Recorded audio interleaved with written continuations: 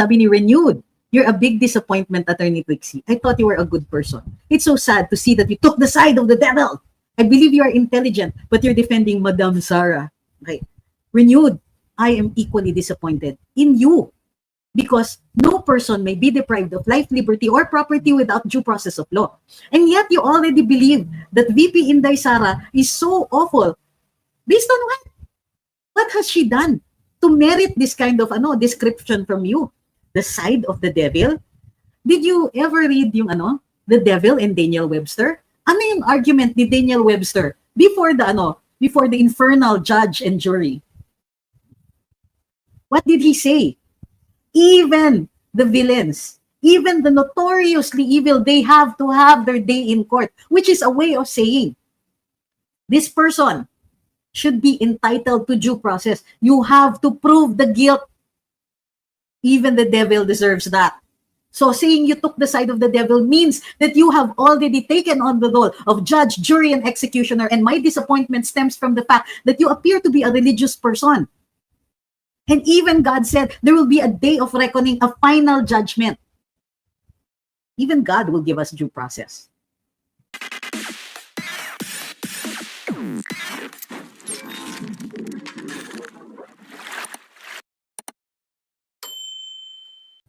I hope you watched the Bilyonaryo interview kanina. Hindi lang talaga naging maliwanag na sinabi ni VP Inday that she was in Australia on a personal visit. I think the question, but bago po ang lahat, magandang gabi. I hope everybody is well. At pasensya na, medyo na-late tayo ngayong araw na ito. Gawa nga ng mayroon tayong interview kanina sa Bilyonaryo. So, ang pag-uusapan natin po ngayon ay ang sinabi o ni-reveal ni DOJ Secretary Boying Remulla na wala daw ebidensya ang DOJ kung kaya they ceded the case of Rodrigo Duterte to the ICC. Okay. So, kung wala pong katanungan dun sa aming programa kanina, dun sa aking, well, I was a guest at that program kanina sa Bilyonaryo. Mahina daw ang audio ko. Pakisabi nga para dun sa ibang mga nakikinig, mahina din po ba ang audio sa inyo? Kung mahina po, we're going to have to do a do-over. Okay, so I'm just checking. I'm waiting for the response to the comments on, o single comment on the audio. All right, so okay naman po pala. Check na lang po natin ang ating mga volume. Okay. So kanina po, ini-report po ng Inquirer ngayong araw na ito at ibang mga pahayagan na sinabi ni DOJ Secretary Boying Remulla, kausap niya ang media, sabi niya, "It is difficult to prove the case here and build up the case because those who need to speak are involved in the crime." Okay, let's start with that. Nag-elaborate pa siya, sabi niya, "There's nothing, not even a police report. You don't have a scene of the crime. You don't have ballistics. You don't have DNA. We need to recreate and redo the case build up. It's not easy." Ang kwento pa niya is everything that could be erased was erased so that the cases would not push through. That is why this has reached the ICC. Kino-concede ito ni Secretary Remulla. What do we mean by conceding it? Ibig sabihin, ang sinasabi ni Secretary Remulla dito is, kaya nasa ICC yan kasi by virtue of the doctrine of complementarity. Okay, ayon dito sa doktrina ng complementarity, even if the state is not a party to the Rome Statute, the ICC may still exercise jurisdiction if the state is unwilling or unable to genuinely prosecute crimes. Ngayon, anong sinasabi ng mga dalubhasa tungkol dito sa mga terminong unwilling or unable? Ibig sabihin, may batas. Okay, may batas. May batas ba o wala? Unable means walang batas. Walang capability ang Estado na i-hold itong taong ito for prosecution.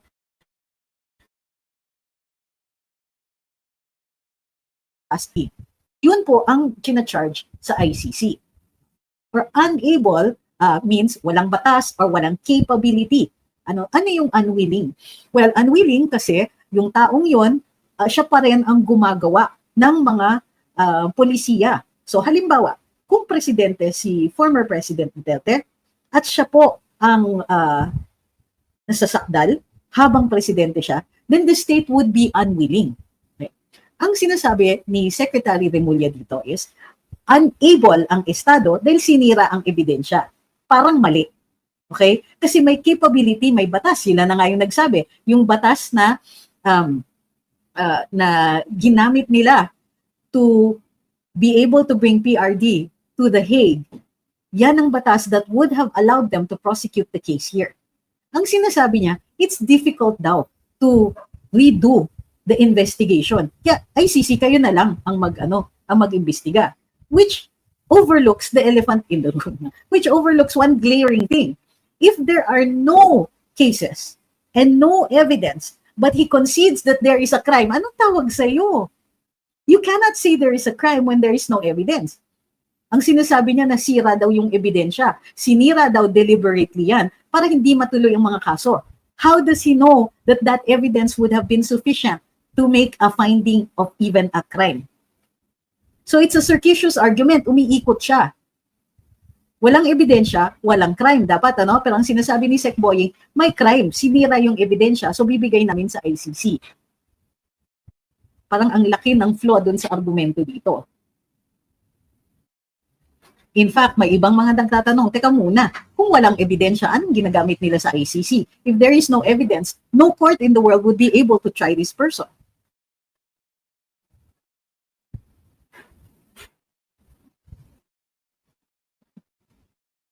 Magandang gabi sa lahat ng nanonood dito sa TikTok and welcome to our live.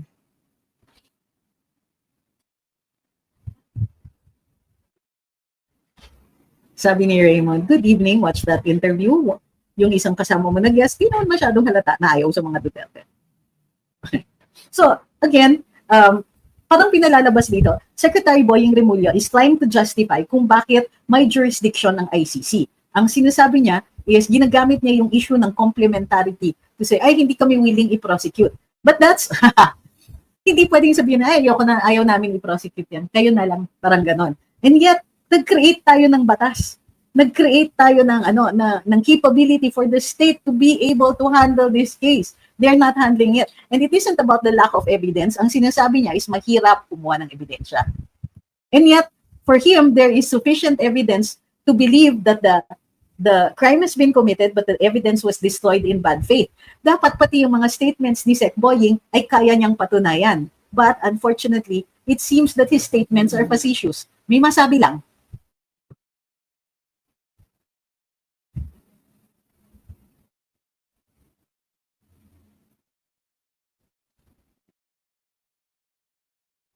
Sabi ni Marksman, parang sinabi niya may muta siya sa mata, kaso natanggal na, o kaya may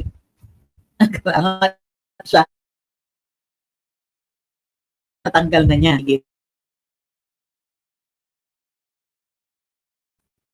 Okay. Okay na po ba tayo? Patigil-tigil na naman yung signal natin eh.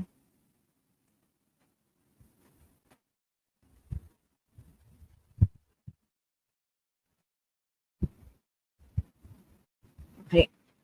Sabi ni JB, grabe yung si Sec Remulla, wala silang evidence, parang hinuli nila si Tatay Digong. It's insane, that is correct.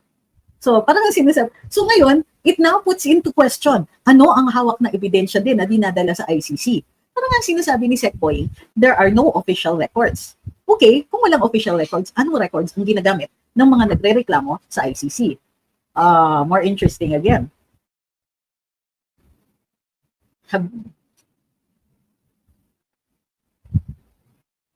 Hi, Ma'am Delcy. Uy, umuulan. I hope everybody is safe. Sabi ni Levi, legit na mema, buhol-buhol na mga statements nila.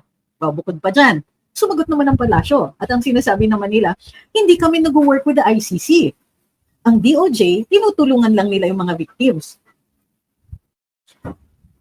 Okay? The DOJ is an agency of the government and an agency of the state. Si Sec Boying, representante yan. So yung mga actions niya are actions of the state. So ano yung sinasabi nila? If this is state action, you are helping the ICC. This is an action of the government at tumutulong po kayo. Kayo ang nagpo-prosecute kay Rodrigo Duterte. Bakit sila nagsasasagot ng ganito?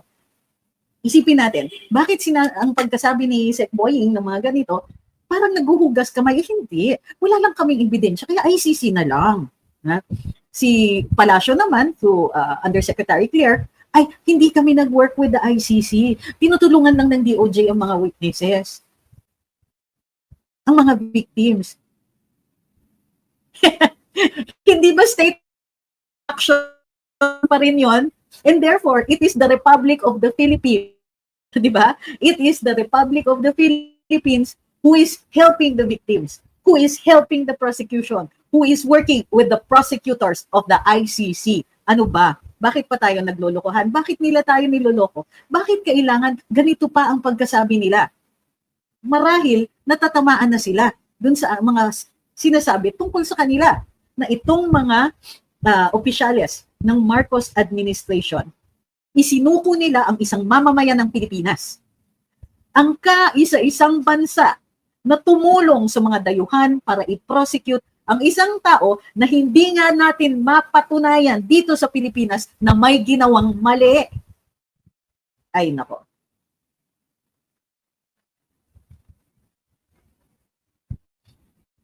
Sabi ni Hayes, pwede ba ipasampina ni Attorney Kaufman yan si Boying sa The Hague? Ma'am, kasi ang problema sa mga ganyan sampina tapos hindi mo alam kung anong sasabihin, then that's mabubulaga ka. Di ba ano yung ina-advise sa aming mga abogado? You never ask a witness a question you don't already know the answer to. So, ano yan si Sec Boying? Gagawin mo siyang witness? Mamaya kung ano-anong sabihin ng mga yan. Even worse, nakikita na nga natin na kahit pag nagsasalita sila sa publiko, hindi tayo parating sigurado kung nagsasabi ng totoo itong mga to. Do you think mahahabag sila sa ICC?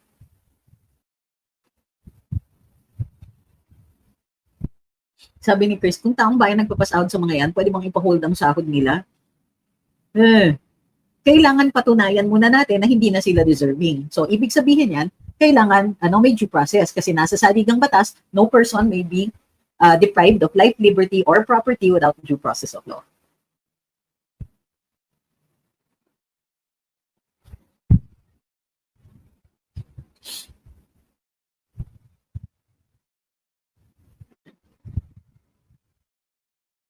Sabi ni Patatutini, akala ko si John Vic lang ang loose cannon, pati pala kapatid. Sabi ni Neng, unahin na lang nila mga OFW na need umuwi from Israel kaya nagpapadala ng witnesses to The Hague. Sabi ni Jai, labo-labo na yung group effort. Paano ba naman attorney ang leader nila? Wala nang ang puso, wala pang utak. Bella says, pwede bang kasuhan ng ICC sa UN? The UN is not a court. Sa ginawa nilang pag-detain kay Tatay Digong, gayong wala silang mga credible na ebidensya, nakakagalit lang talaga ito ginawa nila kay Tatay Digong. Okay, we have to understand. Nisipon pa rin ako. We have to understand, international agencies, they don't work the same way as local courts do. The ICC is a court, pero and it's one of the few international courts where individuals can be held liable for something. For instance, the International Court of Justice, only states can be parties or large organizations akin to states. And the UN is not a court.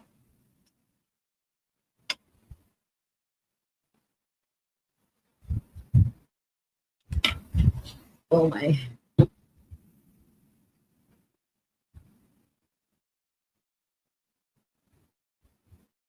Titignan ko kung may problema yung sa ako eh. Dali lang po.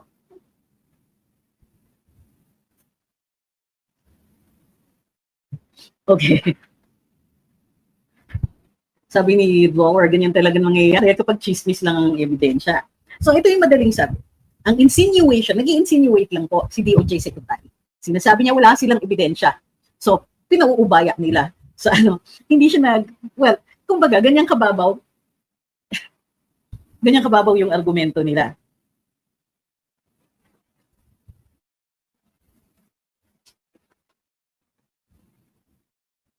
Yes, Kaufman can use his statement, but it's not under oath eh. Hindi ito katulad ng Senate inquiry ni Senadora Amy. Yung mga kasagutan ng mga opisyalis doon were under oath. Ito po ay press conference. So, it can be submitted. It can be used if he decides that it is necessary to use it.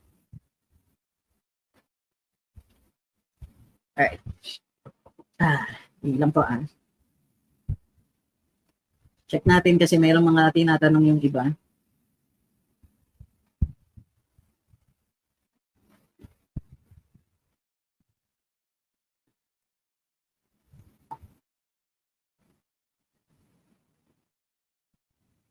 Hindi lang po.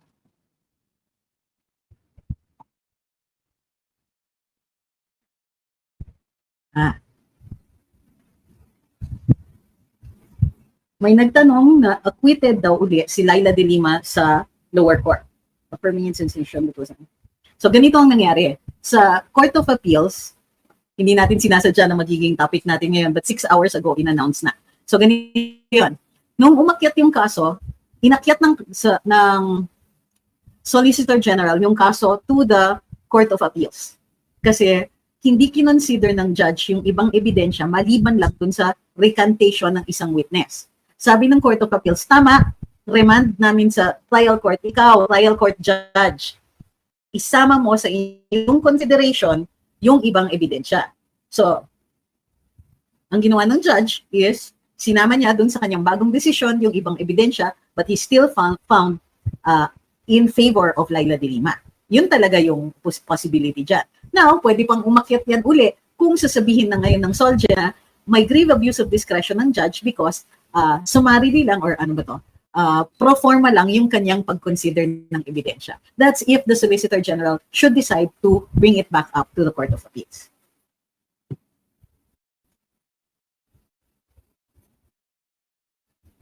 Matalino po ba si Boying nung nasa law school? Grabe kayo sa akin.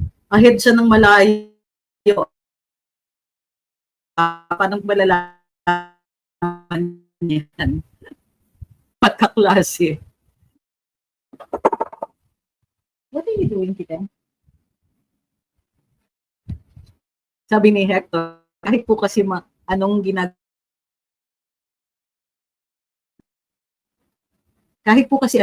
ng DOJ, parang magkaibang salita ng DOJ ng mula kaysa sa ginagawa. Hindi po ako agree sa inyo dito, sir. Kasi what is the point in discussing? Kasi sa inyo, walang point na mag-discuss unless may mangyari, may malaking mangyari. But here's what happens when we discuss in social media. Number one, we disseminate information. We help to shape opinions towards something that is a more informed, kumbaga. Now, changes can be incremental or small. It makaka-affect the way people think. You teach people how to think in accordance with the framework of our government or how government expects us to think and how we should be thinking.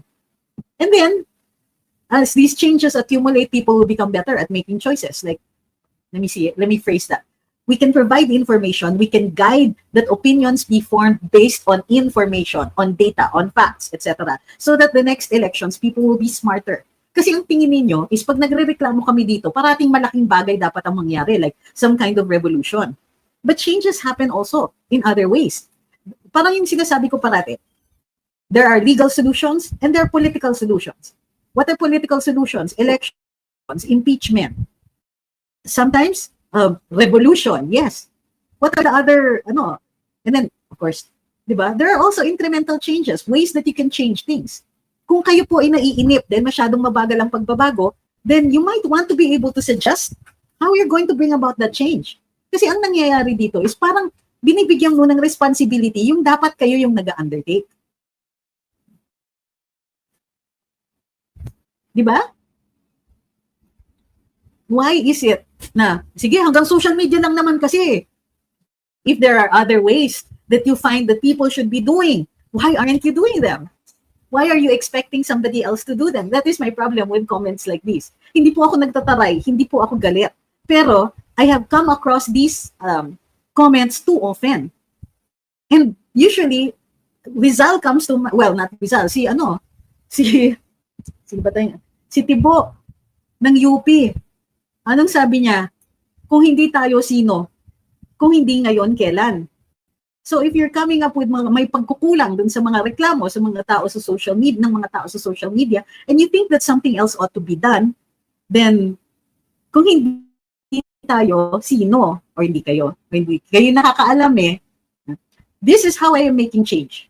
But I don't keep it to social media. I do lectures out also. I don't publicize the face-to-face lectures, or rarely do. I rarely post about them because nothing beats face-to-face. Ang ginagawa ng ibang mga kalaban, they try to prevent us from having these kinds of activities to other organizations. So hindi ko pinapublicize yung mga pakikipag-usap ko na ganon. Pero does it help when you tell people na hanggang social media lang naman kasi? Do these kinds of comments help? I really want to know. Boses, kumbaga po, na ang ICC ay sila na po ba yung pinaka-supreme pag nagbigay ng hatol sa ibang isang akusado? Wala na buhang iba. Kasi ang tingin nila parating may tatakbuhan na iba. Okay, international law doesn't work on a hierarchy very much. Okay, sometimes it does, but not in this case. There's only one court for this and that is it. Kasi nag-submit tayo to it eh. So wala talagang iba. Hindi ka makakasaklolo sa iba. Well, sometimes you can go to the UN Security Council, but I seriously doubt that that is even doable. Or if there is a legal means to do that. So, but I think karamihan sa mga dalubhasa ay sang-ayon na kapag pinasok mo sa jurisdiction nito, yun na yun. Parang yung arbitral decision, pinasok mo yung decision dun sa arbitration, yun na yun. Pero kailangan pumayag yung kalaban mo. Dito, pumayag tayo. Kasi yun na nga yung naghahanap ng may sasaklolo. Iniisip natin, sige, kasuhan, we'll bring it to the court. Tama yan, legal na paraan yan. Pero minsan, you have to decide kung yan papasukan nyo kasi pag nagpasailalim ka sa hukuman, tatanggap din, right or wrong, whether pumanig sa'yo o hindi. That's it. Ang pinaka dapat iniisip natin, walang ibang sasaklola sa atin kung hindi sarili natin. Yun. Thank you, Teacher Jimmy. Hi, Ma'am Eda. Thank you, Sir Bart. Wait, may sinasabi si Sylvester. Yan, sabi ni Sylvester, small changes, but succession can lead to leaps.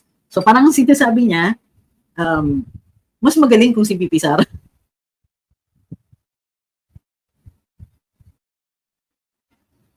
Sabi ni Viva Lavi, kaya nga di sila makafile ng kaso dito kasi wala talagang ebidensya, pero si ICC mismo na nag-violate sa kanilang sariling rules, dahil dapat dito muna sa Pilipinas pag-file ng kaso.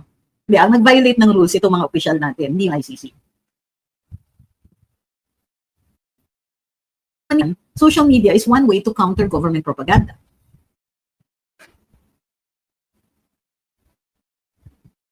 Grabe si Manuel Franco, sabi niya, anong subject ba sa abogasiya ang gawin daw kasi magaling si Secboy. Sabi ni Alan, hindi tayo natuto na naniniwala pa rin tayo sa mga sinasabi ng kalaban kahit alam nating mga sinungaling sila. So ibig mo sabihin, hindi totoo lahat ito, na mayroon silang ebidensya. Is that what you're saying?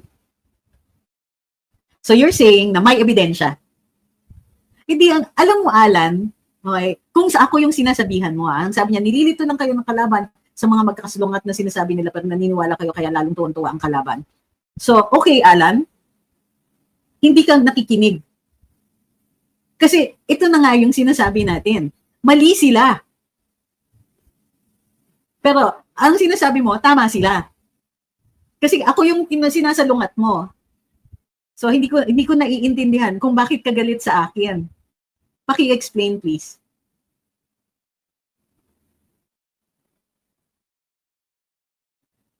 What will happen na po sa case niya since hindi naman enough? No sir, hindi ibig sabihin yan. Hindi po ICC ang nagsasalita, si Secboying lang. Ang naggagawa siya ng justification kung bakit sinumiti nila, dinala nila sa ICC ito. Ang sinasabi natin is hindi totoo yung sinasabi niya. Mali yung sinasabi niya. Kasi may batas tayo dito.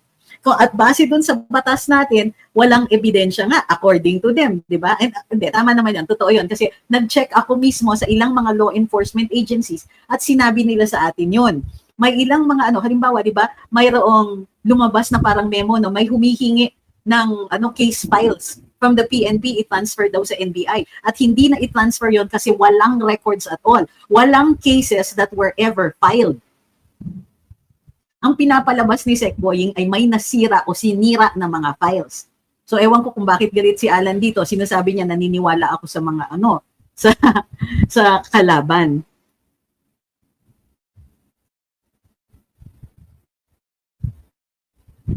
Tagal ko na pong di naririnig yung thank you, Ma'am Telms. Uy, last time si Telms, nag-thank you kasi dami na namang pinadala. Mukhang busy si Madam. Pero sa ngayon po, si Teach Jeannie ang number 1 at saka si Sir Bart.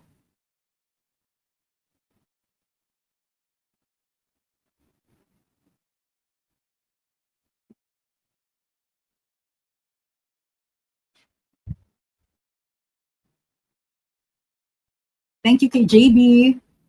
Sabi ni Ma'am Nina, dapat sila BBM at Tamba, Torre Boying at kapatid niya at mga kasabwat nila ang ipadala sa ICC. Pati yung ICC kasuhan din, wala naman silang nakitang ebidensya kay tatay din kung darating din ang karma.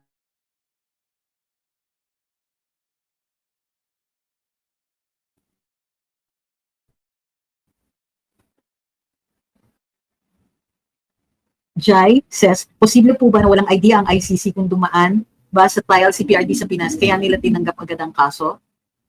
Kasi di ba dapat sa local court muna bago alam nyo, okay, wait lang ha, wait lang.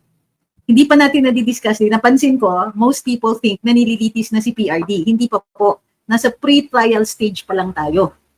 Hindi pa po, wala pa nga siyang arraignment, wala pa siyang kahit anong ganon. Pag pre-trial, may pagkakataon pa maghanap ng ebidensya ang prosecution. Pero humingi sila ng warrant of arrest dahil may danger nga daw na tumakas, na hindi magpresenta sa ICC and so on.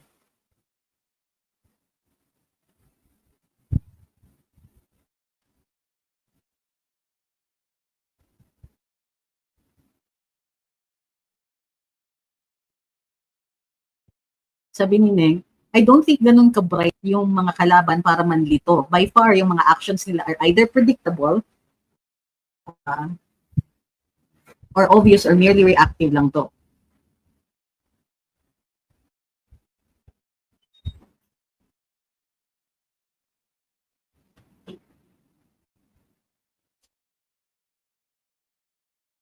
Divina, mako-confirm ba po kaya ang charges? May chismis po kasi they need Duterte's case ongoing sa ICC para sa budget nila for the next year kasi wala sila gaanong case.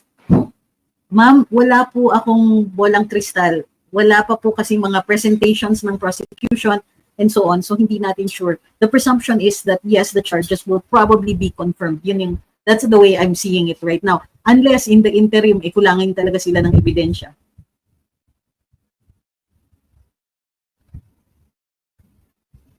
Baka galit yung isang nag-comment na si Alan dahil mayroon siyang ibang pinakikinggan. Hindi siya sumasagot eh.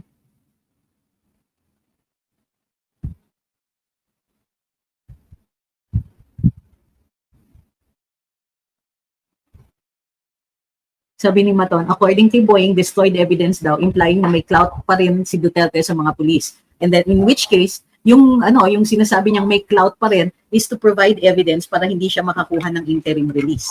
Yun.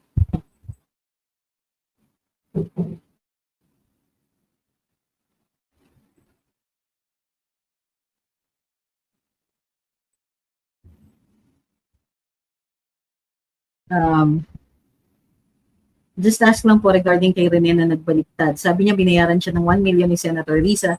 Pwede ba yan hanapin? Saan niya dinala? Saan niya diniposit? Teka, ang layo na ng tinitignan ninyo. Bakit hindi na lang resibo muna? Doon muna kayo mag-uumpisa. Ang layo na ng nirating nyo. Pwede naman niyang patunayan kung ano yung mga nabili niya. Pero bakit nandun na kayo? Hindi ko gets. Naghihiring na ba? Napresenta na ba siya na witness? Siya po ba ay humarap na sa hukuman? Kasi pagkasakasakali, alam na ng lawyer niya kung ano ang kailangan niyang ibigay para mapatunayan yung mga sinasabi niya.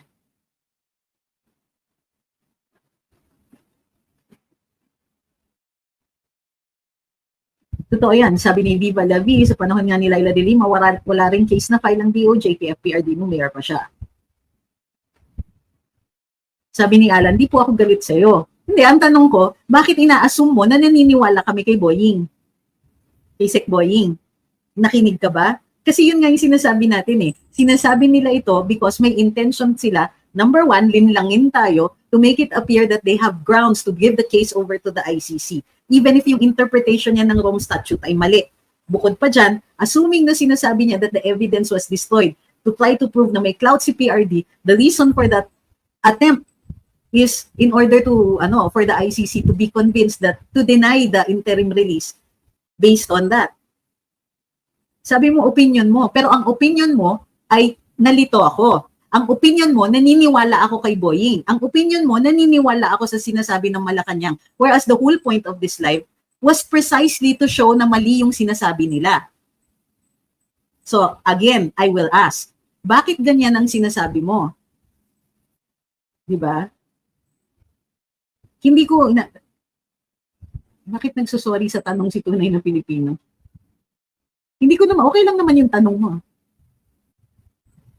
Parang, ang sinasabi ko lang is, a lot of us are already way ahead. Ang tinitignan ko dito is, ano yung purpose ng pagsasalita ni Sir Rene, ni alias Rene? Ang sabi niya, bumaliktad siya, sabi niya, ganito ginawa ni Risa, Senator Risa, and so on, and so on. Pero wala pa akong naririnig na sinasabi niya na, magtetestigo siya sa hukuman.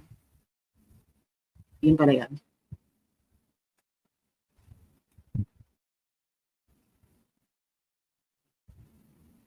So yun nga. So again, I'll ask you, Alan, what is it in what I said confused you para makorek ko? Kasi ang sinasabi mo, naniniwala ako sa sinabi ni Sec Boying at naniniwala ako sa sinasabi ng Malacanang, samantalang their intention is para dituhin tayo. So you're accusing me of gullibility, parang ganon, samantalang the entire purpose of this live is to point out the fallacies in their statements. So kung hindi maliwanag, ulitin ko na lang. Hindi ako naggalit sa opinion ninyo. Pero ang tinatanong ko, what part of it has made you confused to think that naniniwala kami lahat dito, nag-gullible kami sa mga sinasabi dito. Ay samantalang, the reason ito po ay naging topic natin for today is because we're pointing out certain things. Sabi ni Free Case, ngayon ko lang napag-isipan na yung sinasabi nilang warrant of arrest ay gawa-gawa lang prosecutor at BBM admin at wala pang issue ang court ng ICC. Actually, sila participation, walang participant. Ang kakaan was si Solgen. Kasi nagpadala si Solgen ng natutol sila at hindi natin kinikilala ang jurisdiction ng ICC.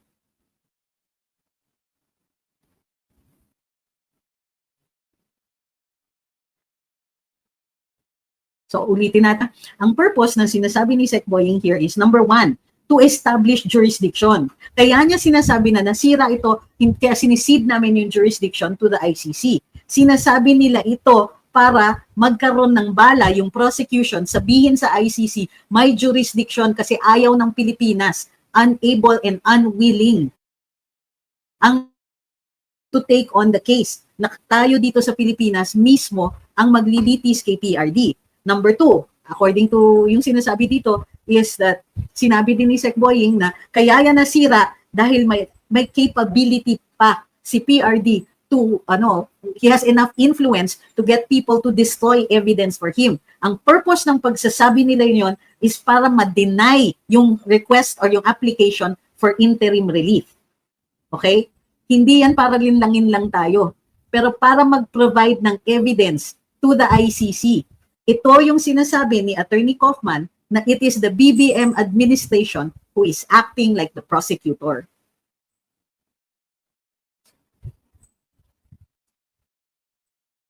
Sabi ni Boggs, heard one news, if BBM asks the ICC to release PRD, will the ICC comply knowing we are not a state party anymore? Iba rin ang cooperation na binibigay ng admin na to sa ICC, assist, protect, and defend the witness. Hindi kaya nila naisip ni Remulla yung tanong na protection and defend from, ang sinasabi niya? Posible.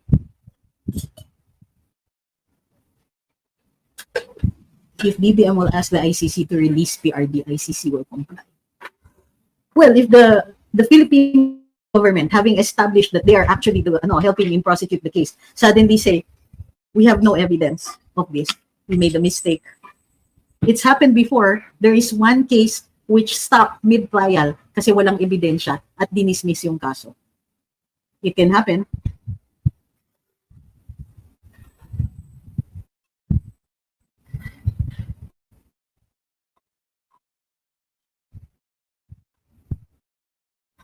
Vampiran. Sabi na, mali lang pala talaga pinagsasabi nila. Well, hindi lang mali. Niloloko nila tayo. Tama ka dun sa part na yun. Niloloko nila, well, hindi naman tayo ang niloloko nila. Nagpo-provide sila ng ebidensya. Ginagamit nila itong mga statements na to bilang ebidensya sa ICC. So tama nga, si Attorney Kaufman, sila nga ang tumutulong talaga sila. They are working with itong mga statements nila just prove yung mga hinala natin. They are working with the ICC. They are prosecuting PRD.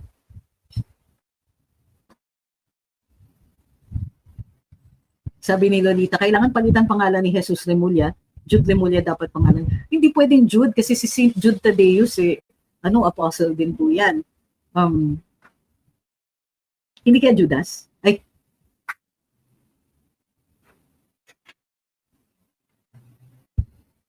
sabi ni Lolita, kailangan sabi ni Ma'am Gemma, animal talagang Marcos administration. Sabi ni Garnet, ni Lucifer, ang dami, nagiging creative na kayo. So,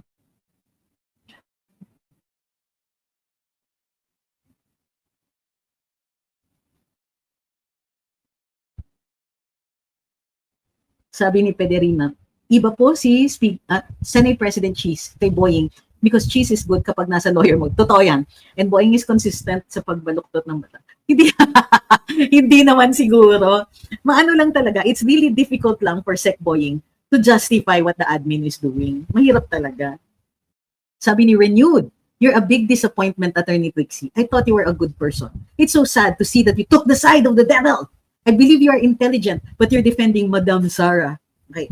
Renewed, I am equally disappointed in you because no person may be deprived of life, liberty, or property without due process of law. And yet you already believe that VP Inday Sara is so awful. Based on what? What has she done to merit this kind of description from you? The side of the devil? Did you ever read yung The Devil and Daniel Webster? Ano yung argument ni Daniel Webster before the infernal judge and jury? What did he say? Even the villains, even the notoriously evil, they have to have their day in court, which is a way of saying this person should be entitled to due process. You have to prove the guilt. Even the devil deserves that. So saying you took the side of the devil means that you have already taken on the role of judge, jury, and executioner. And my disappointment stems from the fact that you appear to be a religious person.